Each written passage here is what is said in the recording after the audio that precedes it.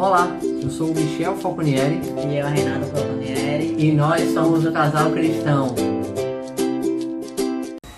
Olá, irmãos, graça e paz. Estamos aqui mais uma vez para falar, nessa nova série que a gente começou ontem sobre as parábolas de Jesus. E hoje nós vamos falar um pouco da parábola das 10 virgens, né? Mas antes de começarmos, já deixamos vocês aí para vocês comentarem, né, quais as parábolas que vocês mais gostam, se tem algum pedido de oração. Agradecemos também por vocês estarem assistindo, aumentaram os inscritos no canal. Isso é muito bom, é prova de que a palavra de Deus está se espalhando, né? Tem mais pessoas assistindo. Então vamos falar hoje sobre a parábola das 10 virgens. Então antes vamos fazer uma pequena oração para começarmos o estudo. Se você puder, coloque sua cabeça à fronte para orarmos. Senhor meu Deus, te agradecemos por mais esse momento, te agradecemos porque a tua palavra tem se espalhado. Te pedimos que o Senhor continue nos usando, Pai, para que a gente possa continuar de forma simples e prática, também direta, a levar a tua palavra a outras pessoas. Amém. Se for da tua vontade, a gente sabe que outras pessoas vão assistir, que outras pessoas vão aprender de ti, e que é esse o objetivo. Abençoe esse estudo de agora que a gente vai fazer sobre a tua palavra, que o Senhor esteja sempre conosco e abençoe cada pessoa que assiste esses vídeos. Em nome de Jesus. Amém. Então, essa parábola, ela tá lá em Mateus, né, o capítulo 25, vai de 1 a 13. Eu vou ler aqui para vocês, e se não couber aqui na tela, quando eu for fazer a edição, se não couber o texto todo na tela, eu vou colocar na descrição do vídeo todo o texto, tá bom? A parábola das 10 virgens. O reino dos céus será, pois, semelhante a 10 virgens, que pegaram suas candeias e saíram para encontrar-se com o noivo. 5 delas eram insensatas. Tem versões que dizem loucas e tem versões que dizem nécias, né? E pegaram suas candeias, mas não levaram óleo. Tem versões que dizem azeite, né? As prudentes, porém, levaram óleo em vasilhas, junto com suas candeias. O noivo demorou a chegar, e todas ficaram com sono e adormeceram. À meia-noite ouviu-se um grito: o noivo se aproxima, saiam para encontrá-lo. Então todas as virgens acordaram e prepararam suas candeias. As insensatas disseram às prudentes: dê-nos um pouco do seu óleo, pois as nossas candeias estão se apagando. Elas responderam: não, pois pode ser que não haja o suficiente para nós e para vocês. Vão comprar óleo para vocês.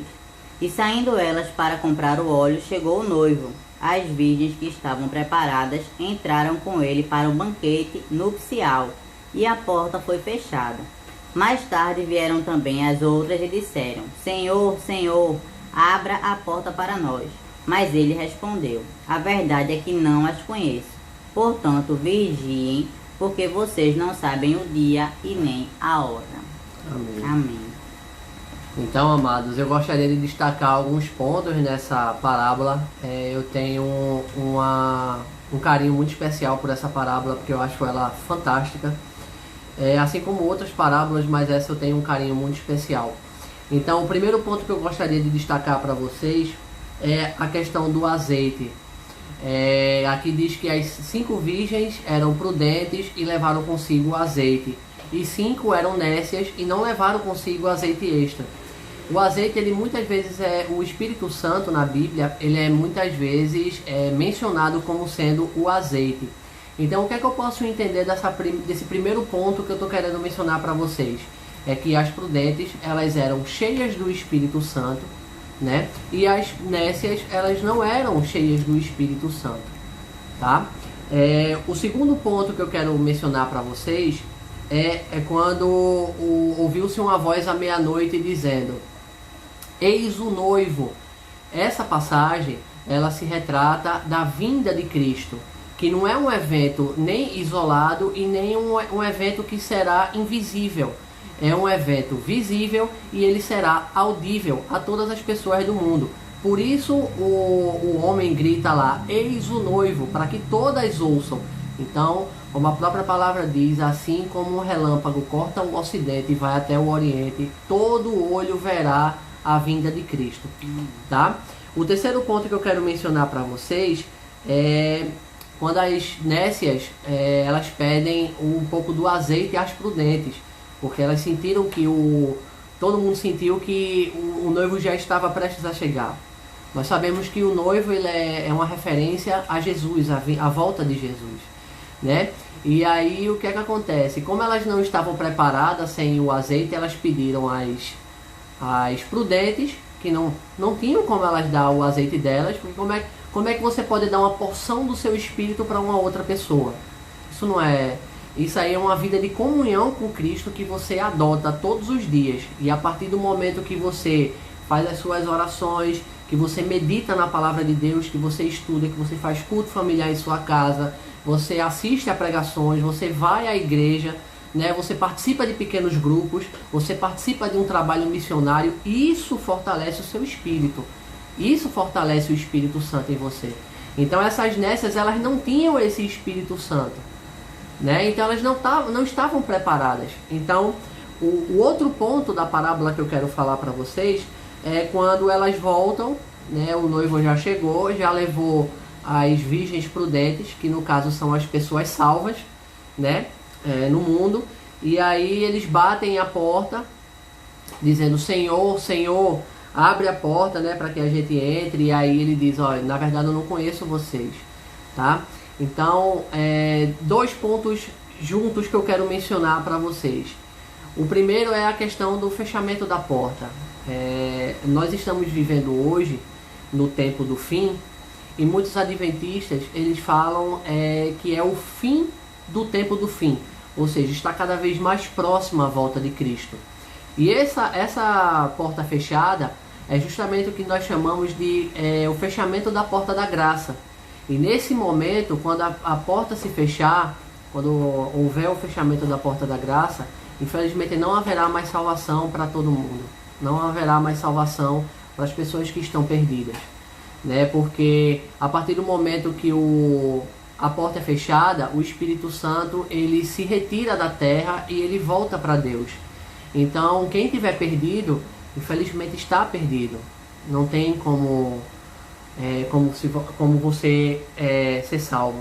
E aí eu quero fazer uma referência ao capítulo 7 de Mateus, que retrata um pouco dessas virgens nécias, que dizem o seguinte, Mateus capítulo 7, a partir do verso 21, que diz o seguinte: nem todo o que me diz Senhor, Senhor entrará no reino dos céus, mas aquele que faz a vontade de meu Pai que está nos céus.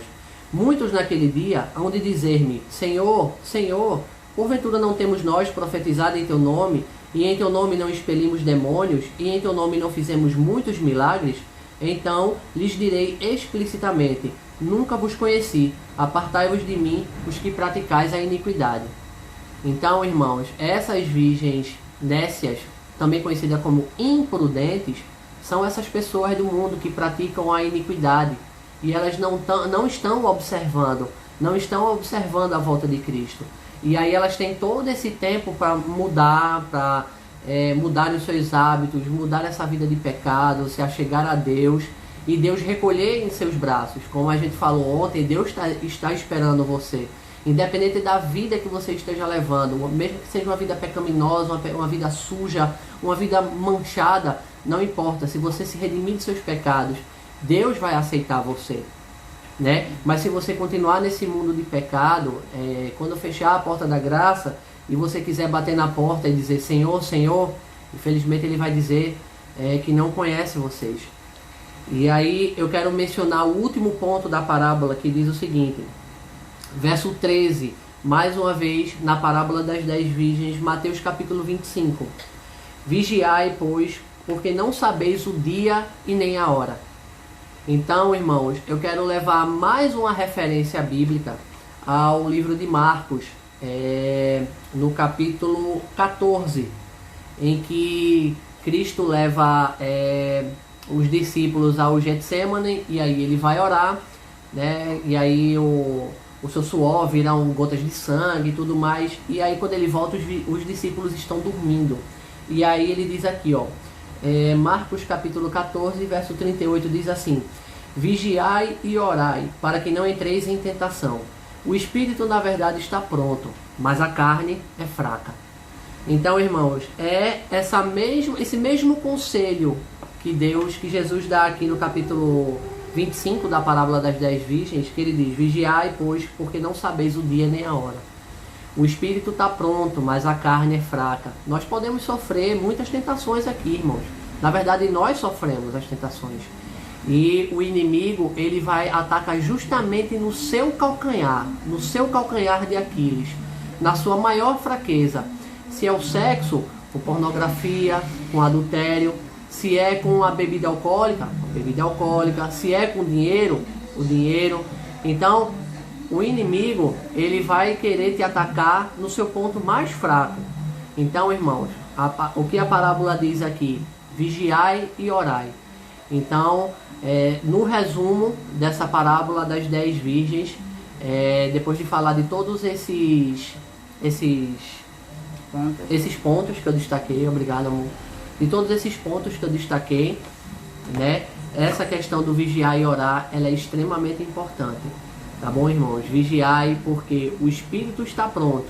A partir do momento que, como eu falei no começo do vídeo, quando você tem uma vida cristã, em que você tem uma vida missionária, em que você participa de estudos bíblicos, faz culto familiar dentro da sua casa, você tem aquela comunhão, aquele elo com Deus, é claro que o seu espírito ele vai ficar muito mais forte, porque você vai ter essa comunhão com Deus, né? Mas a partir do momento que você não tem isso daí, você não tem essa comunhão com Deus, o que você tem é apenas religiosidade, o que você tem é apenas legalismo, o que você pode fazer e o que você não pode fazer. E ser cristão é muito mais do que isso, meus irmãos. É amar Deus e adorá-lo em espírito e em verdade. Amém? Queria só fazer um adendo, né? Nessa parte que a passagem fala que elas pedem o azeite, o óleo das outras. O Michel falou já muito bem a respeito dessa parábola. Só queria colocar esse pontinho, porque muitas pessoas às vezes acreditam no seguinte: não, porque um parente, minha mãe ou meu pai é da igreja e eu não tenho que ter um relacionamento com ele porque minha mãe ora por mim, meu pai ora por mim. A oração da sua mãe ela vai ser atendida, a oração do seu pai vai ser atendida, a oração de um filho por sua mãe também. Mas eu não sei qual foi o pregador que disse que Deus não tem netos, né? Ele tem filhos.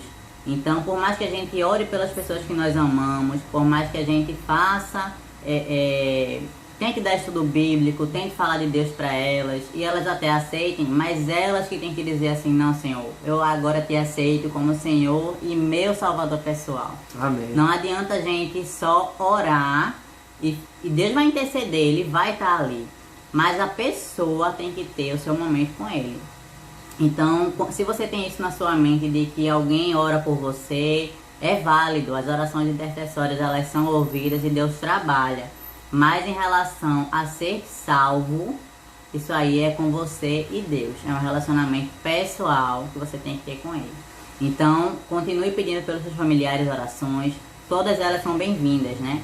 Nós temos também pessoas da nossa família que não são ainda batizados, seja em qualquer denominação. Mas nós vamos continuar orando por elas, mas também orem, se você for daquele que ora por alguém que da sua família não é da igreja, ore para que essa pessoa ela tenha um encontro com Deus, né? E se você é daqueles, por exemplo, um filho que a sua mãe ora por você e você ainda não aceitou, tenta conhecer, tenta conversar com ela ou com seu pai, não sei quem é que ora por você, para entender o que é que está acontecendo, o que é que está por vir, né? Porque como na própria parábola fala, tá vindo, o noivo tá vindo. Então vamos estar preparados, né? Vamos estar com as nossas candeias aí cheias do Espírito Santo, para que a nossa luz ela não se apague. Amém. Então esse é o adendo que eu queria fazer. Amém, é verdade. A salvação ela é individual, mas a própria palavra de Deus diz que a oração intercessória ela tem muito valor. Então a gente continua sempre orando pelas pessoas que amamos e até pelas pessoas que a gente não tem mais um contato, ou as pessoas que se fizeram inimigas nossas por motivos que sinceramente desconhecemos. mas oramos sim por essas pessoas. Sempre vamos orar, até que elas tenham o mesmo encontro que nós tivemos com Deus. Porque aquele que tem um encontro com Deus, ele jamais será a mesma pessoa. É verdade. Tá bom, meus irmãos? Espero que vocês tenham gostado desse vídeo, dessa mais uma parábola de Jesus. Né? Se você gostou, deixa o seu curtir, né? Deixa também o seu comentário se você gostou dessa, se você conhecia essa parábola. Né? Diz também qual é a sua parábola preferida de todas que você conhece. Tá? Compartilha esse vídeo com os teus amigos, com os teus grupos de WhatsApp. E a gente se vê aqui no próximo vídeo sobre parábolas de Jesus, se Deus assim o permitir. Fiquem todos com Deus. Com Deus. Tchau, tchau.